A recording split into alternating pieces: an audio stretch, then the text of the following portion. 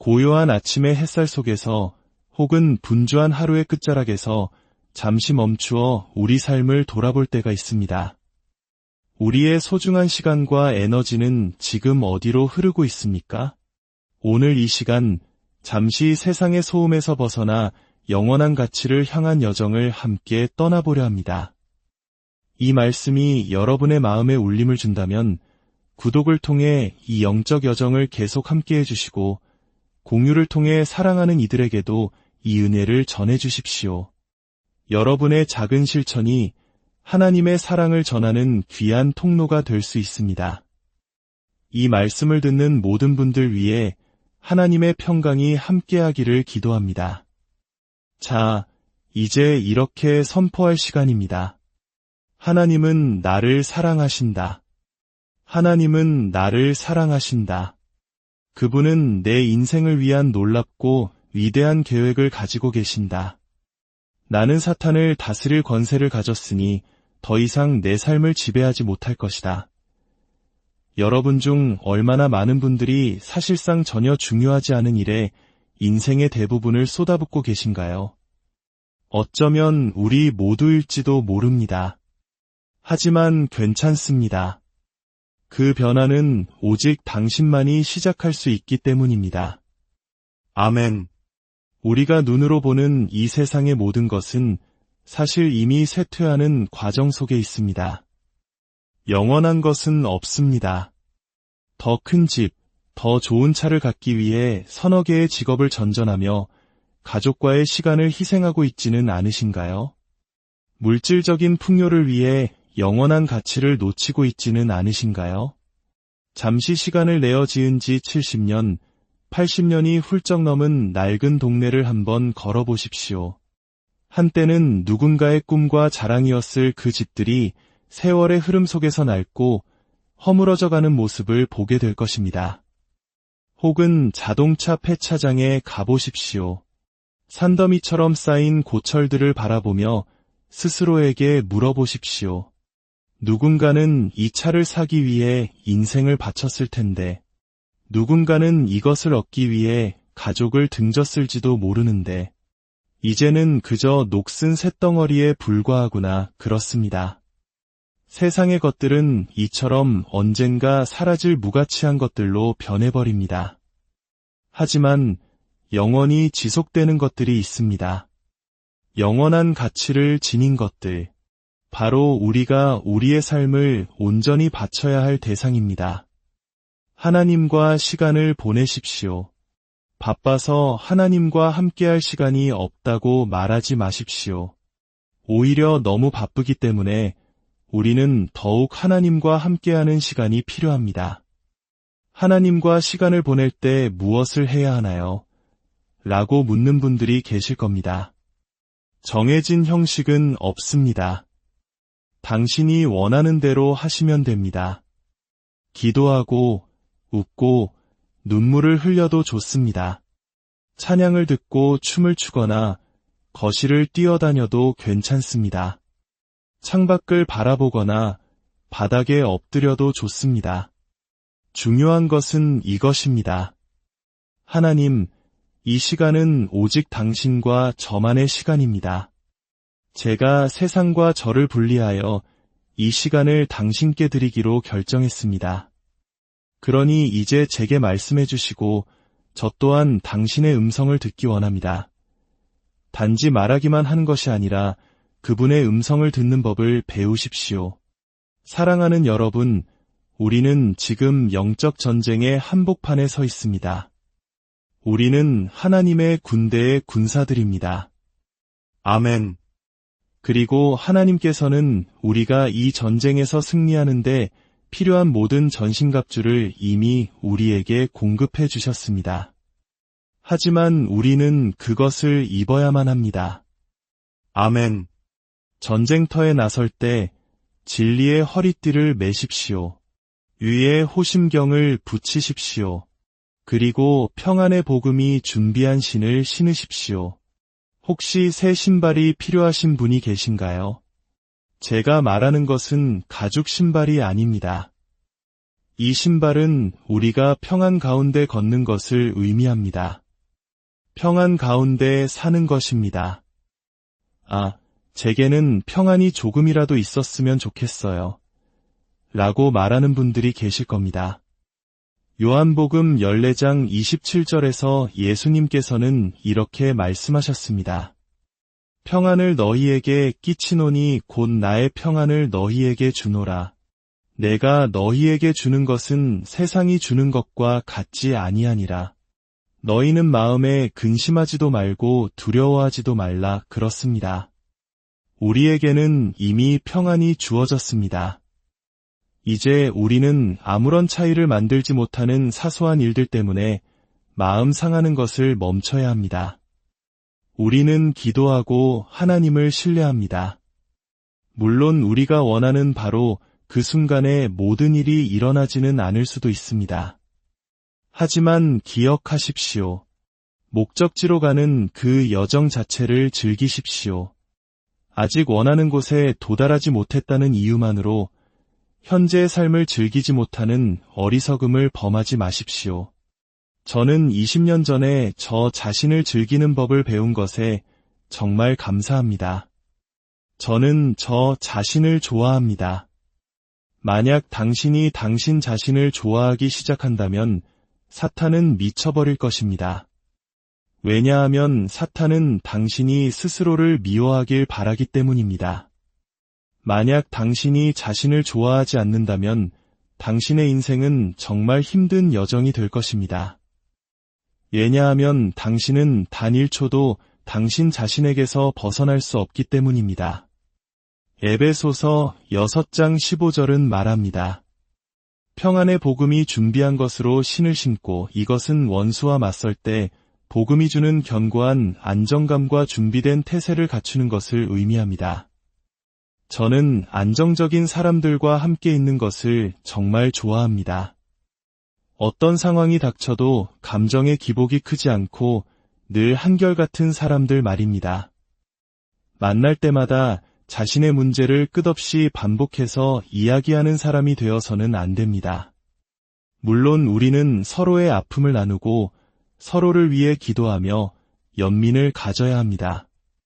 하지만 당신의 문제가 당신 삶의 중심이 되게 하지는 마십시오. 한 가지 말씀드릴까요? 지금 겪고 있는 그 문제가 해결되면 얼마 지나지 않아 또 다른 문제가 찾아올 것입니다. 만약 우리가 문제를 삶의 초점으로 삼는다면 우리는 결코 그 문제 너머의 것을 보지 못하게 될 것입니다. 어떤 분은 이렇게 생각하실지 모릅니다. 당신은 내가 지금 무엇을 겪고 있는지 몰라요. 이게 얼마나 힘든 일인지 당신은 모른다고요. 아니요, 저는 압니다. 저는 이 모든 메시지들을 그저 책상에 앉아 지어낸 것이 아닙니다. 제 삶으로 직접 살아내며 얻은 것들입니다. 우리는 아주 실제하는 원수와 싸우고 있습니다. 그러니 진리의 허리띠를 매십시오. 만약 당신이 하나님의 말씀을 아는 것에 만족하지 못한다면 계속해서 성장하십시오. 여전히 죄책감과 정죄감에 시달리고 이에 호심경을 사용하는 법을 배우지 못했다면 계속해서 성장하십시오. 스스로에게 실망하거나 자책하지 마십시오. 그냥 계속 성장하면 됩니다. 이것이 바로 하나님의 위대하신 점입니다. 우리는 언제나 성장할 수 있습니다. 언제나 뒤에 있는 것들을 잊어버리고 앞에 있는 것을 향해 나아갈 수 있습니다. 여러분은 하나님의 말씀을 공부하고 계십니까? 그리고 믿음의 방패. 하나님께서는 우리 각자에게 믿음의 분량을 주셨습니다. 다 함께 따라 해봅시다. 나는 내게 필요한 모든 믿음을 가지고 있다. 우리는 믿음으로 사는 법을 배워야 합니다. 당신이 하는 모든 일에 믿음을 섞으십시오. 저는 오늘 아침 믿음으로 이 자리에 서서 여러분에게 말씀을 전하고 있습니다. 제가 이 자리를 떠날 때 사탄이 제게 할 첫 번째 거짓말은 이것일 겁니다. 오늘 설교는 별로였어. 아무도 듣지 않았다고. 하지만 저는 이렇게 대답할 것입니다. 틀렸어, 사탄. 나는 오늘 말씀이 좋았다는 것을 안다. 나는 믿음으로 걷는다. 아멘. 여러분이 집에 돌아가서 이 자리에 오느라 미처 하지 못했던 산더미 같은 일들을 마주할 때 사탄은 이렇게 속삭일 것입니다. 거기 가봤자 아무 소용도 없었잖아. 그럴 때 여러분은 이렇게 외치십시오. 너는 거짓말쟁이야. 나는 너무나 많은 것을 받아서 다 담을 수조차 없을 정도라고. 그리고 아십니까? 여러분이 이번 주말에 들은 말씀들은 지금 당장은 다 기억나지 않을 수도 있습니다. 하지만 여러분에게 그 말씀이 필요한 바로 그 순간 성령님께서 그것을 기억나게 하시고 여러분을 도우실 것입니다. 성경은 믿음의 방패를 들어라고 말합니다. 그냥 가지고만 있지 말고 들어 올리십시오. 믿음은 하나님이 우리에게 주신 것이지만 그것은 우리 삶 속에서 풀어놓아져야 합니다. 어떻게 믿음을 풀어놓을 수 있을까요? 바로 기도와 선포, 그리고 행동을 통해서입니다. 이 세 가지가 당신의 믿음을 풀어놓는 방법입니다. 아멘. 입을 열어 이렇게 말하십시오. 나는 하나님을 신뢰합니다. 하나님께서 나의 모든 필요를 채우실 것입니다. 나는 아직 내가 있어야 할 곳에 이르지 못했지만 과거의 그 자리에 머물러 있지 않음에 하나님께 감사합니다. 나는 성장하고 있습니다. 다음은 구원의 투구입니다. 그리스도인답게 생각하십시오. 우리에게는 그리스도의 마음이 주어졌습니다. 하나님께서는 우리에게 올바른 생각을 할 수 있는 마음, 곧 영의 마음을 주셨습니다. 로마서는 우리에게 두 가지 마음, 육신의 마음과 영의 마음이 있다고 말합니다. 육신의 마음은 성령님 없는 감각과 이성을 의미합니다. 당신의 머리로만 살지 마십시오. 영의 마음으로 생각하십시오. 하나님께서 어떻게 생각하실지 믿는 바에 따라 생각하십시오. 주변의 논리와 상황이 말하는 대로 생각하지 마십시오. 제가 지금 하고 있는 이 사역을 할 수 있을 것이라고 생각했던 것은 어쩌면 비상식적인 일이었습니다. 하지만 저는 영의 마음으로 생각했고 하나님께서 제 평생 경험했던 것보다 더 나은 것을 저를 위해 예비해 두셨다고 믿었습니다. 오늘 여러분 가운데 당신의 미래에 더 좋은 것들이 기다리고 있다고 믿을 수 있는 분이 얼마나 계십니까? 만약 당신이 그것을 믿지 않는다면 당신은 그것을 결코 얻지 못할 것입니다. 사탄이 던지는 부정적인 생각들을 받아 담는 쓰레기통이 되지 마십시오. 저는 시편 27편 13절 말씀을 사랑합니다. 다윗은 이렇게 고백합니다. 내가 산자들의 땅에서 여호와의 선하심을 보게 될 줄 확신하였도다. 만일 내게 좋은 일이 일어날 것이라고 내가 믿지 않는다면 도대체 내게 무슨 일이 일어나겠습니까? 저는 여러분이 하루에 20번씩 이렇게 말하기를 바랍니다. 나에게 좋은 일이 일어날 것이다. 나를 통해 좋은 일이 일어날 것이다. 그리고 마지막으로 성령의 검, 곧 하나님의 말씀을 가지십시오. 이 말씀에는 엄청난 능력이 있습니다. 히브리서 4장 12절을 들어보십시오. 하나님의 말씀은 살아있고 활력이 있어 좌우의 날선 어떤 검보다도 예리하여 혼과 영과 및 관절과 골수를 찔러 쪼개기까지 하며 또 마음의 생각과 뜻을 판단하나니 당신이 말씀을 들을 때 어떤 일이 일어나는지 아십니까? 말씀이 당신 안으로 들어가서 당신 안에 그런 것이 있으리라고는 상상도 못했던 것들을 드러내 보여줍니다. 말씀이 당신 안에서 수술을 집도하는 것입니다. 찬양과 경배는 마치 마취제와 같습니다. 여러분의 마음을 부드럽게 하여 제가 말씀의 검으로 들어가 여러분 안의 쓰레기들을 일부 제거할 수 있도록 돕는 것이죠. 말씀을 읽으십시오. 말씀을 사랑하십시오. 말씀을 받으십시오. 말씀을 연구하고 실천하십시오. 그리고 당신의 입으로 하나님의 말씀을 선포하십시오. 저는 제 평생 매일같이 소리내어 말씀을 선포합니다. 샤워를 하거나 머리를 말리거나 준비를 하면서 수많은 성경 구절들을 소리내어 고백합니다. 어쩌면 이것이 많은 분들에게는 새로운 생각일 수 있습니다. 집안을 돌아다니면서 말씀을 선포하라고? 왜 그런 걸 해야 하지? 라고 생각할 수도 있습니다. 왜냐하면 첫째로 그것이 당신의 마음을 새롭게 하기 때문입니다. 둘째로 그것이 당신을 격려하기 때문입니다. 셋째로 그것이 사탄을 물리치기 때문입니다. 말씀은 성령의 검이기 때문입니다. 아침에 산책을 하면서 저는 이렇게 선포합니다. 내가 손으로 하는 모든 일이 형통할 것이다. 나는 머리가 되고 꼬리가 되지 않으며 위에만 있고 아래에 있지 않을 것이다. 나는 많은 민족에게 꾸어줄지라도 꾸지 아니할 것이다. 내가 들임에 후이되어 누르고 흔들어 넘치도록 하여 내게 안겨주리라. 그리스도 예수 안에서 영광 가운데 그 풍성한 대로 나의 모든 쓸 것을 채우시리라 성경은 말합니다. 내 말을 받은 자는 성실함으로 내 말을 말할 것이니라. 여러분 가운데 정기적으로 하나님의 말씀을 소리내어 선포하는 시간을 갖는 분이 얼마나 되십니까? 만약 그렇지 않다면 오늘부터 시작하십시오. 이것은 당신이 할 수 있는 가장 중요한 일 중 하나입니다. 이것이 바로 하나님의 말씀을 묵상하는 것입니다. 여호수아 1장 8절은 말합니다. 이 율법책을 내 입에서 떠나지 말게 하며 주야로 그것을 묵상하여 그 안에 기록된 대로 다 지켜 행하라 그리하면 내 길이 평탄하게 될 것이며 내가 형통하리라. 혼자 집에서 중얼거리는 게 바보 같아 보일 것 같아요. 라고요? 천만에요. 당신은 어차피 하루 종일 혼잣말을 하고 있지 않습니까? 이제는 말할 가치가 있고 들을 가치가 있는 것들을 말할 시간입니다.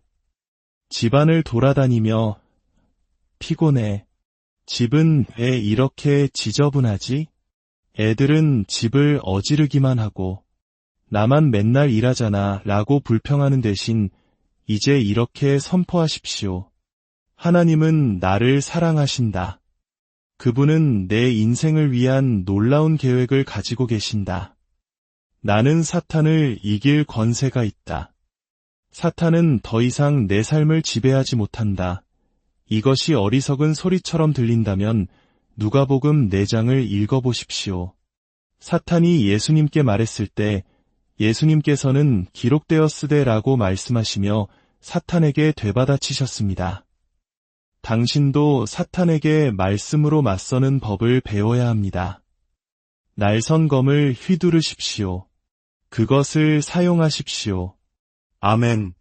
그리고 마지막으로 당신 삶의 모든 것을 기도로 덮으십시오. 모든 것에 대해 기도하십시오. 성경은 말합니다. 너희가 얻지 못함은 구하지 아니하기 때문이요. 구하기 시작하십시오. 하나님은 당신이 구하는 것에 화내지 않으십니다. 최악의 경우는 그것이 그분의 뜻이 아니라면 주지 않으시는 것뿐입니다. 하지만 한 가지 확실한 것은 당신이 아무것도 구하지 않는다면 당신은 아무것도 받지 못할 가능성이 높다는 것입니다. 무엇보다도 이렇게 기도하십시오. 하나님, 저를 도와주세요. 주님, 저를 도와주세요. 당신 없이는 저는 아무것도 할 수 없습니다. 이제 마지막으로 여러분을 위한 축복 기도를 드리겠습니다. 아버지 하나님, 우리는 우리의 말로 사람들을 축복할 수 있음을 믿습니다. 특히 우리가 하는 말이 당신의 말씀일 때 더욱 그렇습니다. 오늘 이 자리에 함께한 모든 이들을 축복합니다. 주님, 그들이 눈으로 볼 수 있는 당신의 은혜와 호의를 베풀어 주옵소서. 당신만이 여실 수 있는 문들을 그들을 위해 열어 주옵소서. 그리고 그들이 유혹에 빠져 들어가려 하는 당신의 뜻이 아닌 모든 잘못된 문들을 굳게 닫아 주옵소서. 하나님, 그들이 들어올 때나 나갈 때나 복을 받게 하옵소서. 그들의 재정을 축복하시고 그들의 관계를 축복하시고 그들의 육신의 건강을 축복하여 주옵소서. 그들의 마음과 감정을 지켜주시고 그들의 가족과 자녀들을 축복하여 주옵소서. 그들을 당신께로 더욱더 가까이 이끌어 주시옵소서. 이 자리에 함께한 어느 누구도 나는 변하지 않았다라고 말하는 이가 없게 하시고 당신의 말씀 안에 거함으로 말미암는 긍정적인 변화를 우리 모두가 보게 하옵소서. 우리는 매일 영적 전쟁을 치릅니다. 하지만 감사하게도 하나님께서는 우리가 승리의 삶을 사는데 필요한 모든 것으로 우리를 무장시켜 주셨습니다. 그리고 우리가 가진 가장 강력한 무기 중 하나는 바로 그분의 말씀입니다. 살아계신 예수 그리스도의 이름으로 기도합니다. 아멘. 하나님